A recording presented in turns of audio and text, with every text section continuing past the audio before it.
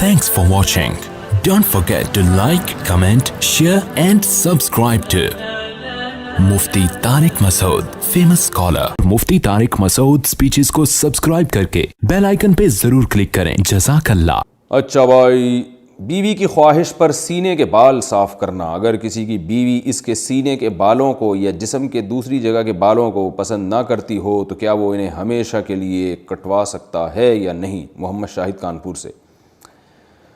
मर्द जो है ना, सीने के बाल या कहीं और जिस्म में जो टांगों वागों के बाल होते हैं, ये तो मर्दों के होते ही हैं और हमने कभी नहीं देखा सदियों तक मर्दों ने इनको काटने की कोशिश की, और कभी भी नहीं. अब मर्दों में रिवाज चल पड़ा इन बालों को काटने का. तो इसकी ज़्यादातर वजूहात तो होती हैं जो जिनमें निस्वानियत होती है ना, वो ये बालों को काटते हैं, वरना मर्द तो नहीं काटते ये बाल. तो हमेशा से रखते ही आए हैं. जो अल्लाह ने कुदरती तौर पे मर्दों को सीने पे बाल दिए हैं या टांगों पे बाल दिए हैं, तो वो ख़वातीन की तरह वो भी शुरू हो गए हैं आजकल बालों को साफ़ करना. तो पता नहीं क्या मकसद है उनका. बाज़ मर्द ये कहते हैं कि हमारे सीने के बाल इतने ज़्यादा बड़े हो जाते हैं कि उसमें पसीना जम जाता है, बदबू आती है. तो भाई रोज़ नहा लिया करो. लेकिन बहरहाल इन बालों के काटने या ना काटने के बारे में हमारे पास शरीयत में कोई वाज़ेह हदीस या कुरान की आयत मौजूद नहीं है. इतनी बात है कि तग़यीर ख़ल्क़िल्लाह, अल्लाह की तख्लीक को बिगाड़ना ये हराम है. तो कोई मर्द अगर निस्वानियत के लिए, औरत बनने के लिए, कि मैं लेडीज़ थोड़ा ज़रा सा ऐसा चमकता हुआ नज़र आऊँ, तो इस तरह औरत बनने के लिए वो ये काम करता है. यानी औरत तो नहीं बन सकता, यानी औरतों की तो नीयत ये होती है ना कि जो है वो खूबसूरत बनना. तो मर्द अगर ये काम खूबसूरती के लिए कर रहा है कि मैं देखने में औरत जैसा नज़र आऊँ, खूबसूरती से मुराद निस्वानियत वाली खूबसूरती, तो फिर तो ये बिल्कुल हराम है. लेकिन अगर उसकी कोई और मसलत है, जैसे बॉडी बिल्डर वो इसलिए करते हैं, उनको मुकाबले में अपने कट्स वट्स दिखाने होते हैं, हमें तो ये काम भी बड़ा बेहुदा सा लगता है. लेकिन खैर, तो कोई और नीयत है या पसीना जम रहा है उसमें, इस नीयत से बाल काटते हैं. तो इनकी बेगम की ख्वाहिश है कि बाल काटो, तो शायद उनको बदबू आती है उन बालों से. तो अगर कोई माकूल वजह है तो काटने में कोई हर्ज नहीं है.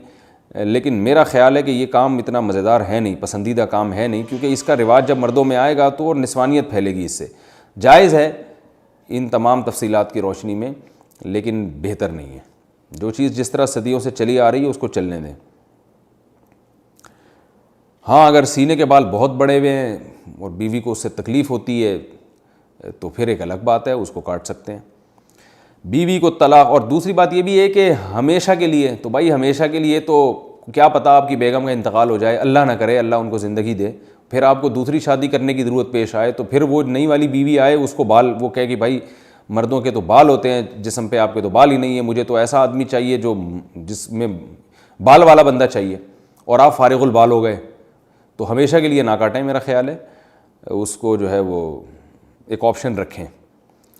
अब आपकी बेगम कहेंगी कि क्या मैं मर जाऊंगी, आपने ये समझा हुआ है कि मैं मर जाऊंगी, तो आप बताएं कि जो है मुझे उम्मीद है तुम नहीं मरोगी, लेकिन जैसे मैं भी तो मर सकता हूँ ना, तो तुम बेवा हो सकती हो, तो ऐसा उल्टा भी तो हो सकता है ना.